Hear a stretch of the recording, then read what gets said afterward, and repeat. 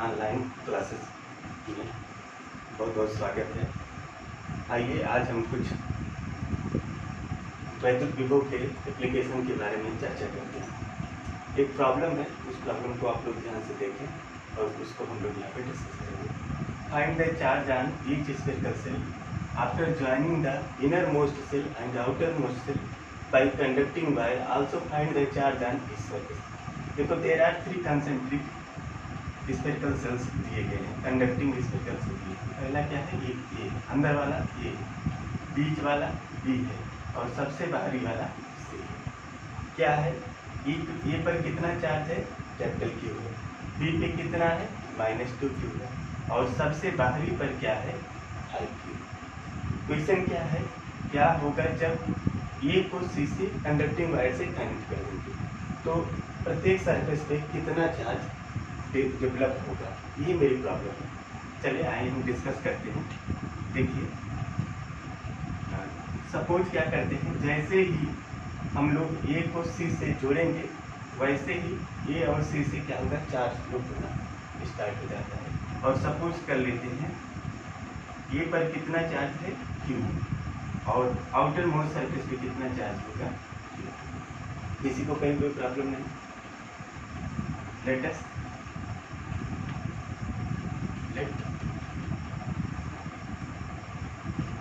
let us be assume that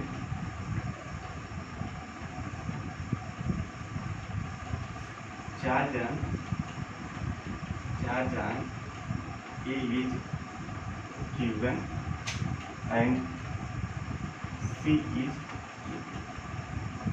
हमने suppose कर लिया ए पर कितना चार्ज हो गया, A1, और C पर कितना चार्ज हो गया, Q2। तो अब देखिए ए पर चार्ज पहले कितना था, Q था।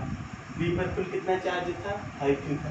जब दोनों को जोड़ेंगे हम लोग जानते हैं चार्ज क्या करता है, charge shows the additive property.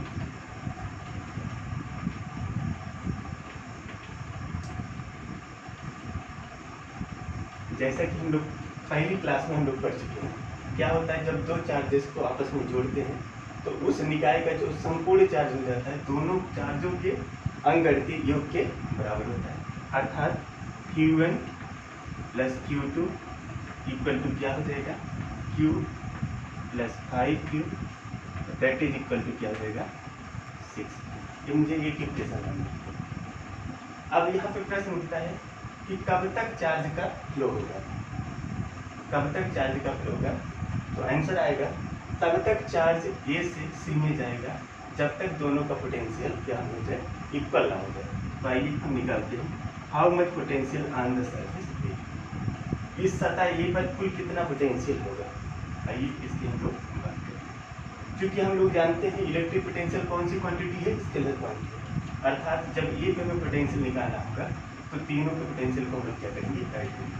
हम पढ़ भी चुके हैं, पिछली क्लास में कल ही पढ़ चुके हैं हम लोग कि जो किसी सरफेस, किसी स्फीयर क्यू के कारण उसके सरफेस पे कितना पोटेंशियल होता है, तो आंसर आएगा A/Q/R।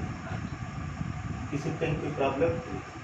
अब दूसरी सतह है बी जिस पे चार्ज कितना है, -2 क्यू है।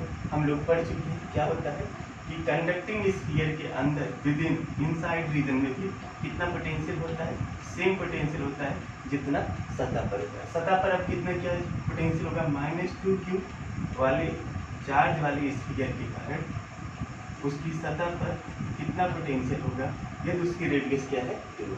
तो आंसर आएगा K इंटू आ बेस -2Q अपॉन रेडियस 2। तो क्या हो जाएगा, K into -2Q upon. Clear. अब इस बाहरी सतह के द्वारा कितना आवेश होगा, यहाँ पे हमें Q1 करना चाहिए क्योंकि अब चार्ज कितना रह गया, इस आउटर मोस्ट सेल के द्वारा जिसका चार्ज कितना है, Q2 के कारण इस ए पर कितना चार्ज होगा। तो बी वाले की ही तरह हम लोग क्या लिख सकते हैं, K/Q2 अपॉन 3।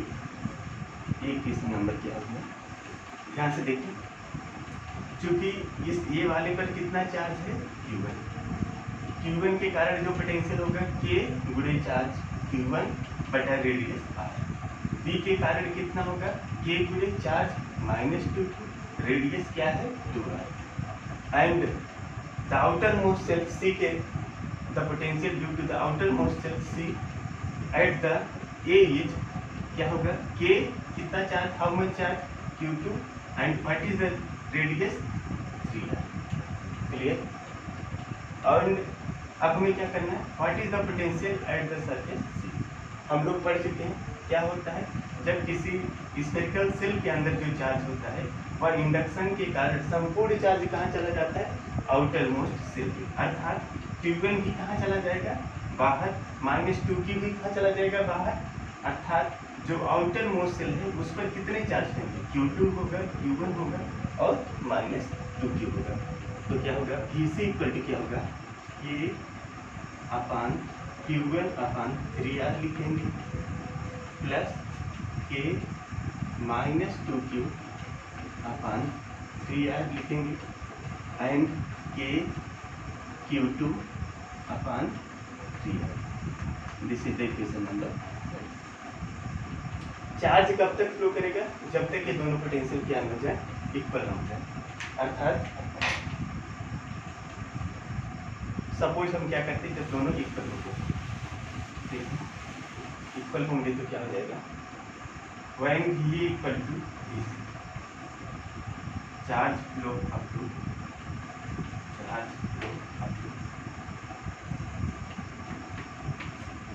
when potential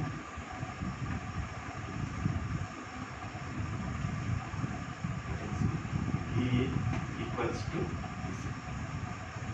तो V को हम लोग बराबर कर रहे हैं, ये Q1 अपान R plus K -Q upon R plus K Q2 अपान 3। ये किसके बराबर हो गया, K Q1 अपान 3R -2Q plus Q2। Clear. तो देखेंगे कि Q1 अपान R 3R यहाँ से मल्टीप्लाई करते 3 से कर देते हैं plus K Q2 upon 3R plus K -Q upon R equal to क्या देगा, K Q1 -2Q plus Q2 upon 3R।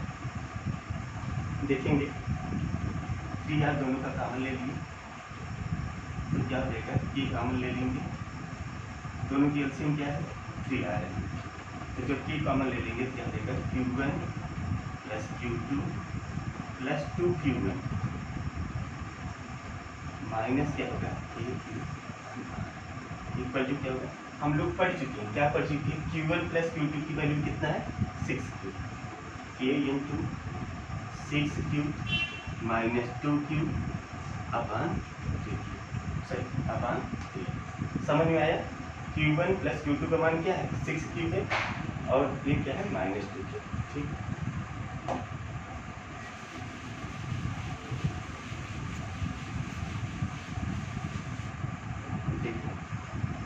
यहाँ पर भी Q1 प्लस Q2 की वैल्यू क्या है 6Q, तो क्या हो जाएगा K into 6Q plus 2Q।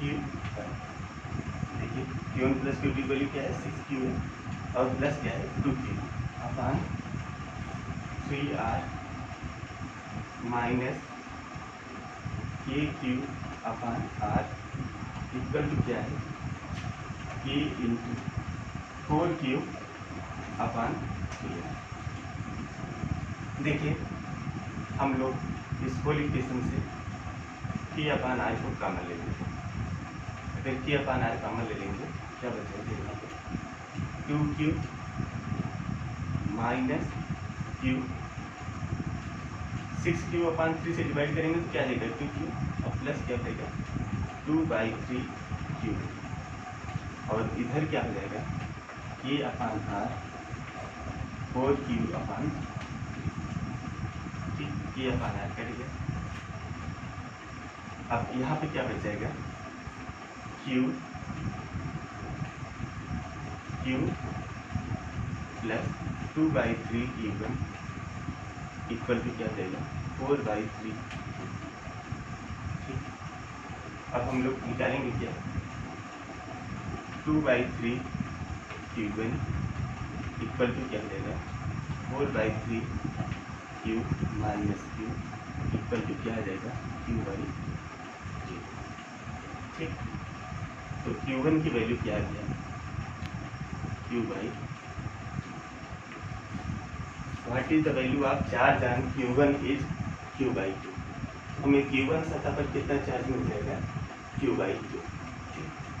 किसी को कहीं कोई प्रॉब्लम नहीं होगी, एक बार फिर से देख लीजिएगा K 6Q + 2Q1/3R minus KQ/R K × 4Q/3R।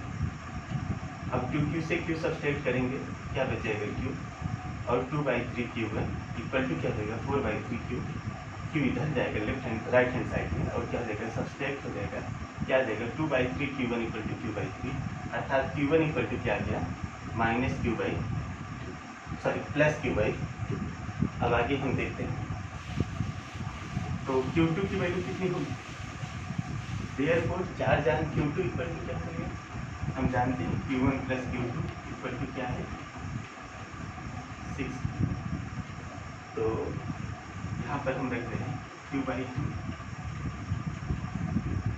Q2 Q/2 and Q2 equal to क्या आ जाएगा 6Q माइनस Q/2 और इक्वल टू क्या आएगा 11Q/2। Q2 की वैल्यू क्या आ गया 11Q/2। ये हो गया आपको Q2 का वैल्यू। लेकिन आपके प्रॉब्लम में क्या पूछ रहा है, प्रॉब्लम में दूसरा कुछ पूछ रहा है। आइए उसके बाद फिर से हम प्रॉब्लम पर कंसंट्रेट करते हैं। क्या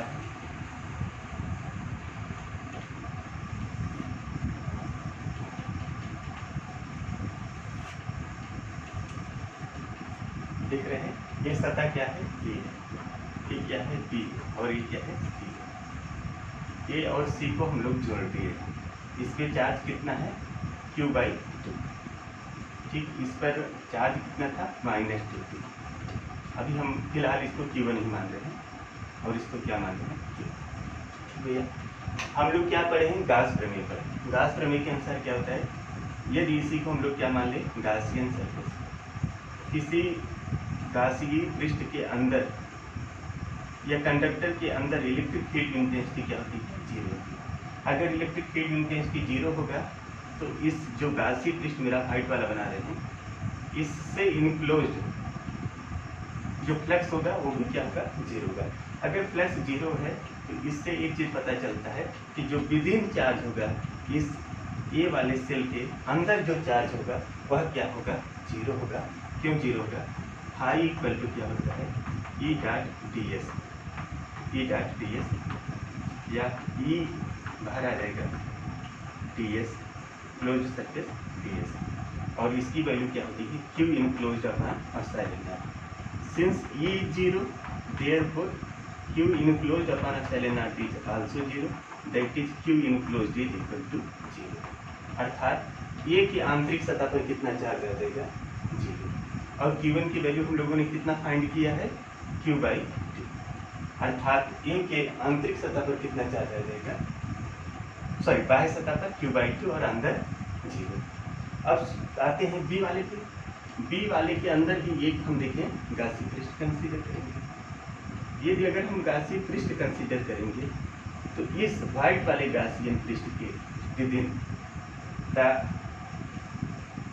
within electric flux of white Gaussian surface is also 0। क्यों, क्योंकि हम लोग पढ़े हैं within the conductor electric field intensity is 0। चूँकि हम लोग जानते हैं कि किसी चालक के भीतर जो गाउसीय पृष्ठ होता है उससे गुजरने वाला फ्लक्स 0 होता है। अगर फ्लक्स 0 है तो चार्ज भी 0 है। अब आइए सोचें कि अगर B के अंदर ये व्हाइट वाले जो सरफेस है इसके अंदर अगर फ्लक्स 0 है तो B के अंदरूनी सतह पर कितना चार्ज होगा, तो जाहिर से उत्तर आ जाएगा ये तभी 0 होगा जब अंदर कितना चार्ज हो -Q/2। कन्फर्म, अगर -Q/2 अंदर है तो बाहर का कुल कितना चार्ज था, -2q था, -2q चार्ज है। अर्थात जो आउटर मोस्ट सरफेस होगा उस पर कितना चार्ज हो जाएगा, q/2 ऐड हो जाएगा। -2q में जब हम q/2 ऐड कर देंगे तो कितना चार्ज हो जाएगा,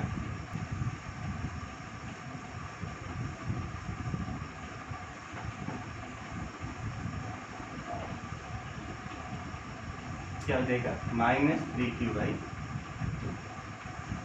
तो अर्थात अब जो हो जाएगा बी पे बाहरी सतह पर चार्ज हो जाएगा वो क्या हो जाएगा, -3q/2।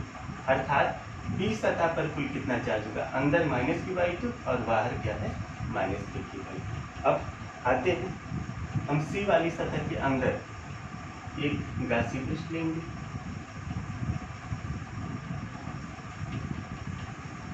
इस गासी पृष्ठ के अंदर क्योंकि इलेक्ट्रिक फील्ड इंटेंसिटी क्या होती है, कंडक्टर के अंदर 0 होती है, अर्थात इसके अंदर कुल चार्ज भी 0 होगा। कुल चार्ज तब 0 होगा जब यहाँ पर भी कितना चार्ज हो, इसी -3q/2 के अपोजिट कितना चार्ज हो, 3q/2। अब जोड़ लीजिए, q/2 -q/2 कैंसिल होकर 0 हो गया, 3q/2 -3q/2 मिलके भी क्या हो गया, 0 हो गया। अर्थात क्या हो जाएगा, अंदरूनी सतह पे सी के 3q/2 और सी पर कुल कितना चार्ज है, 11q/2। How much total charge, total charge is the 11q/2। अगर 3q/2 अंदर है तो बाहर क्या हो जाएगा, 11q/2 माइनस 3q/2।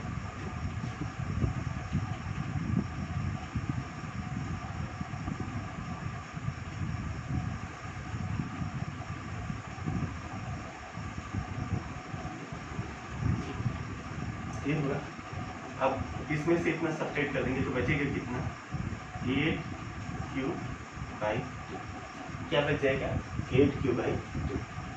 अर्थात आउटर मोस्ट सेल पे जो चार्ज होगा वह कितना हो जाएगा, 4q। कितना चार्ज हो जाएगा, 4q।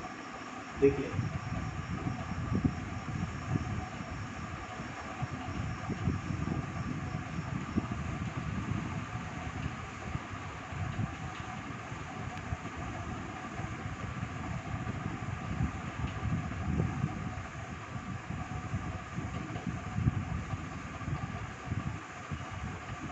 ठीक, किसी को कहीं कोई प्रॉब्लम,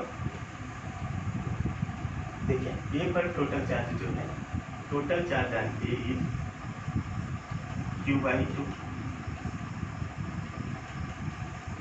प्लस 0, अर्थात q/2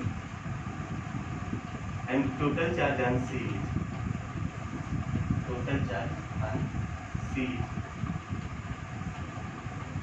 क्या है, 3q/2 और प्लस 4q,